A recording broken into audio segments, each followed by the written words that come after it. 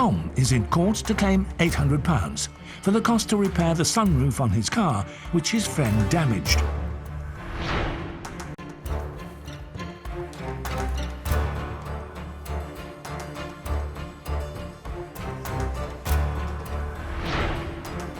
Defendant Hugh says the damage was accidental, therefore he owes nothing.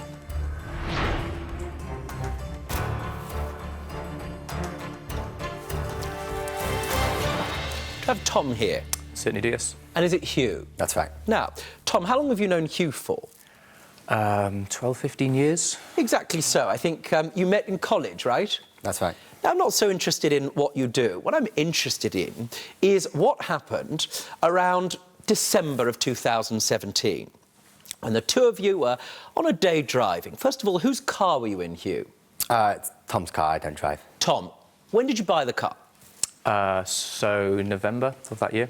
How much did you pay for it? I think it was £950 to be exact. But... Understood. Second-hand car? Yes. Are you a mechanic or something of that sort? I'm not a mechanic, no. Do you spend your time under bonnets? Not so much, no. Hugh, you just said to me that you don't drive, correct? So you don't just not care about cars, you give them your absolute undivided indifference, I would have thought. Find it useful to be driven in a car. Yes, it is useful to be driven in a car. Thank you. Any other truisms you'd like to share with us today? Life is like a box of chocolates. Purple hair beareth fruit. Now, the thing is, you may not know about cars, but you certainly know what's sensible and not sensible, right? Usually, yes. Usually, yes. Is he a sensible person, sir? I wouldn't say that was one of the first words that sprung to mind if I was asked to describe him. Well, that's important. Is he the type of person that might play practical jokes or be a bit silly? Yes. Give me an example of the type of silly thing he might do. I guess a similar thing that happened, one of the first cars I drove, he wrote in dust on it his name across the bonnet. When I came to wash it, it turned out that, of course, the dust had scratched the paint, so I was left with Hugh written in large letters across the bonnet, and it wasn't actually my car, it was my parents that I was using. Did you want to leave a mark on Tom? It was just quite a dusty car.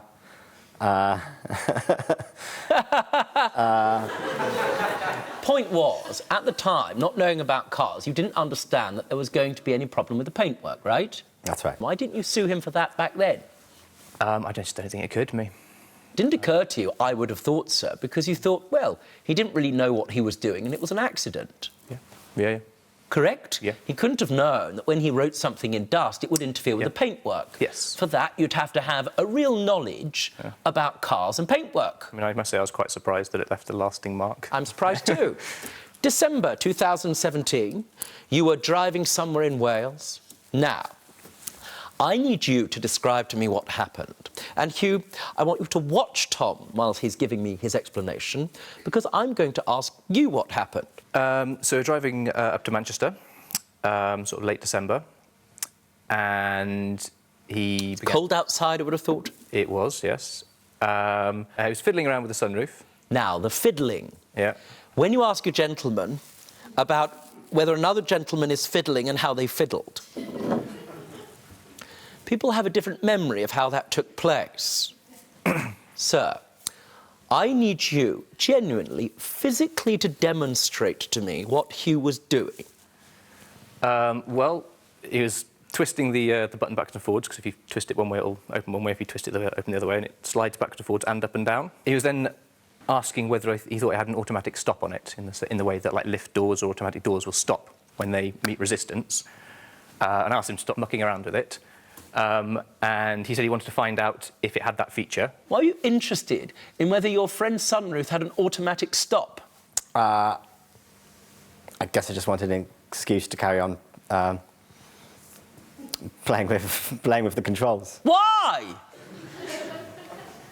He was driving. I didn't really have much to do, so I was looking for amusement, I suppose.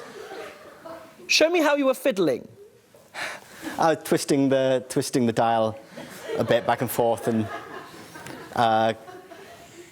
because there's quite a nice mechanism, and you can... A nice mechanism? Why are you interested in fiddling with people's mechanisms? I guess it was a sense of control because I was twisting the button and it was responding to... Right, you're not an engineer or anything of that sort? No, not at the moment. Do you aspire to be a car engineer or designer? No. No. Did he ask you to stop? Yes, I believe Did you so. carry on? I don't think I carried on for long after he stopped. Well, how long did you carry on? Show me how hard you were fiddling, sir. I want to see. Well, it was an accident. I was only... Were you banging it? No, I wasn't banging it. I was only... Were you fiddling with it very hard? Do carry on. I was using the knob, the dial, as it should be used. I wasn't kind of trying to lever it off or anything like that. I was just turning it from left to right to open and close the sunroof. Do you agree with his explanation and memory of fiddling with the knob? Mostly, yeah. Yeah. Don't be stupid. Stay and watch the best Judge Rinder moments. And I'm talking. Understood? Don't be a moron. Subscribe to Judge Rinder YouTube channel. Right now. That's an order.